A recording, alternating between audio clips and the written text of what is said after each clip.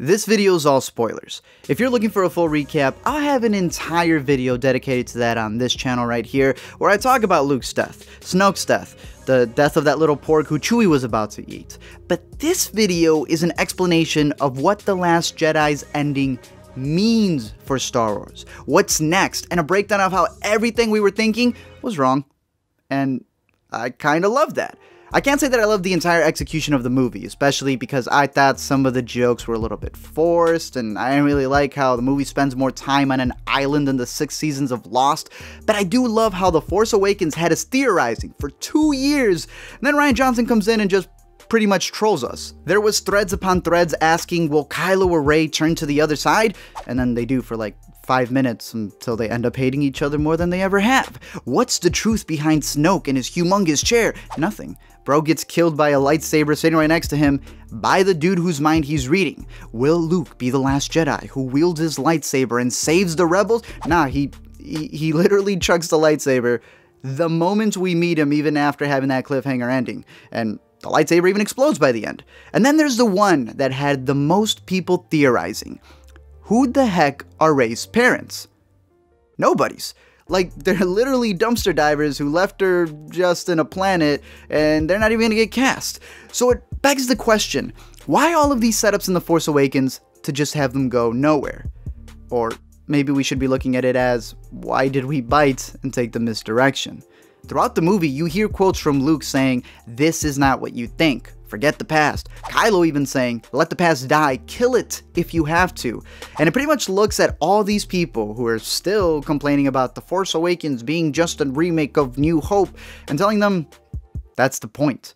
It's like Marvel, where it's giving you comedies before the really dark stuff comes. It's like when you were a kid and you have to suck up to your mama because you know you're gonna ask her for something. It's JJ giving us a reminder of the old Star Wars before ushering in the new. Homaging what we're used to before everything changes. See, I don't think that history always fully repeats itself, but I do believe that there are echoes. It's not that the heroes we grew up with loving are irrelevant now just because they're old and some of them are dead, but that they've inspired a new generation of hope. And here's the biggest twist I know that some people are already hating on the moment you go on Twitter, and that's that Star Wars is no longer just a Skywalker story. Like many franchises, there's that idea of the chosen one, of being the destined hero who is the main driving force of the narrative.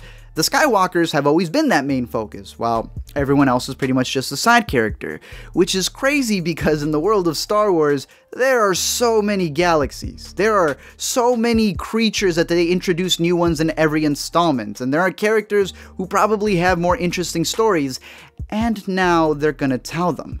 Luke's ultimate sacrifice at the end, where he goes face to face with his nephew, and he does it like a baller, was unselfish. He knows he's a legend, but instead of it all being about him and saving the day, he uses his legacy, sacrifices himself, as a means to inspire others to be greater than he ever was. What he does at the end of the movie allows that little boy in the final shot who's talking about him, the little boy with the mop who has Jedi powers, to have a shot to be a hero. It allows Rey, whose parents were nobodies, but she herself has made herself into a somebody, to redefine the white stormtrooper with a black dude who may say the cringiest lines in the movie, but also goes from being a coward and is inspired to become a fighter. It shows people rise who aren't usually seen as heroes. Now, look, I've made videos dealing with representation, and the saddest part is when, as a Mexican, some people call me white and they don't even give the video a chance because they're too ignorant to watch them, but I'll say this about Star Wars. Star Wars does it right. It's not treating it like a hand-me-down that we've been seeing a lot lately, where we're just gonna use an already established property, swap out genders, color up some of the characters that are already out there. No, it's trusting that minorities can be original quality characters who will inspire millions of kids, just like those who played with the Skywalker toys growing up before they were established. It shows anyone can step up and be a hero. It shows that there is no chosen path, just the path you create.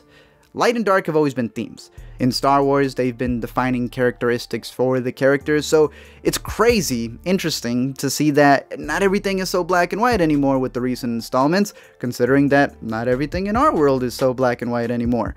To not get those fully happy endings that are wrapped up in a bow, to see that good guys can make mistakes and bad guys can possibly change. It's understanding that we all have light and dark inside of us. The trick is in balancing it. As Luke advises, it's about being willing to move from the past to change the future.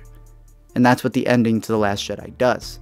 It carries the legacy of the heroes that we loved in order for others to rise. It goes in hand with Johnson's own upcoming trilogy that will further even farther away from the Skywalker storyline and explore new things. It goes with the main theme of Star Wars that has been there since the beginning. That no matter who you are, no matter where you come from, no matter your situation, there's always hope.